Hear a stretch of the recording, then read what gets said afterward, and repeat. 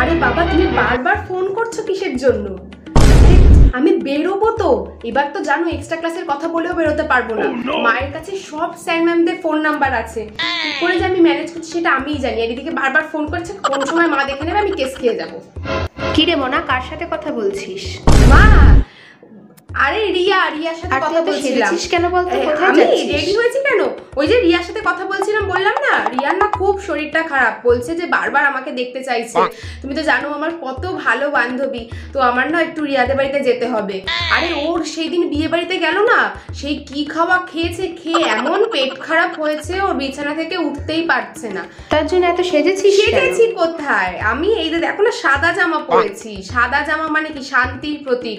আমি ওই রিয়ার সাথেই দেখাটা করতে যাচ্ছি, বুঝতে পারলে তো? মানে বেচারি এতবার করে আমাকে বলছে ফোনে আয় আয় আয় আয়, ওই জন্য আমি আর না করতে পারলাম না, সেই জন্য যাচ্ছি।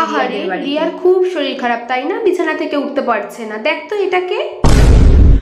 রিয়াই তো তোর কাছে দেখা করতে এসেছে, তাই জন্যই তো তোকে আমি ডাকতে আসলাম। ভাগ্যিস ডাকতে আসলাম, এইবার দেখাচ্ছি।